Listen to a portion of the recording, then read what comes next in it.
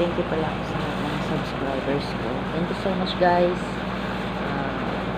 Nasa 900 na yung subscribers ko. Kailangan ko ng mga 1,000 na higit. Tulungan nyo naman ako. Thank you so much sa mga nag-subscribe. At sa mga oras na nag-subscribe sa akin. Thank you guys. Thank you very much. I subscribe my YouTube channel. Thank you very much guys. Thank you for the support. Sana bago matapos yung taon na ito, hanggang 31, sana umabot tayo ng 1K na subscribers. Sa lahat ng magsa-subscribe pa lang, thank you so much guys. Please subscribe my YouTube channel. Support me. I am here and thank you for always watching my videos. Thank you so much. Wala akong masabi sa inyo. Kahit hindi ako masyadong magaling content, nagawa ng content, pero nandyan kayo. Salamat. Nalimutan ko pang sabihin kanina sa video ko, kaya nag-click ako ng video. Hindi pa ako makabangon ng kabibig ko sa katang kusog kasi nag-video talaga. Kaya pahinang naman ako. Hapon na ako nandito sa kaon.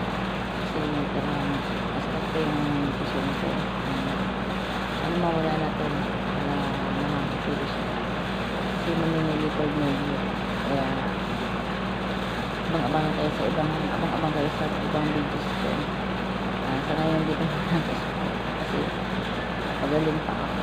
Parang sakit ng katawan ko kasi pagod ako sa biyahe tapos nagkaregla pa. Kaya ayun. Yung muna tayo, stay muna tayo dito. Tulog muna tayo at pahinga. Susunod na lang na araw tayo upload ng mga video. Sila dito yung mga bata nasa kwarto din nila. Tapos yung kapatid ko umalis na kasi nagtatrabaho. Kaya kami ulit mga kapatid ko.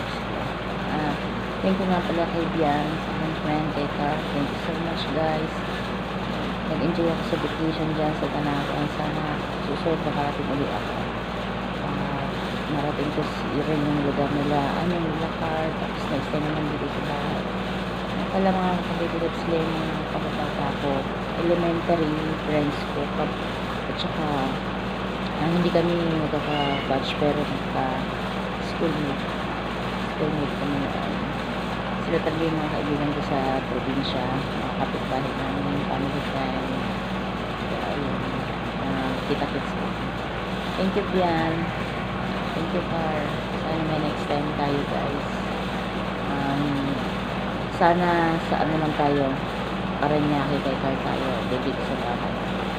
Crumbs naman si Vivian, bago siya umalis, kasi mag-a-abroad yan eh. May anak ko sa US si Vivian.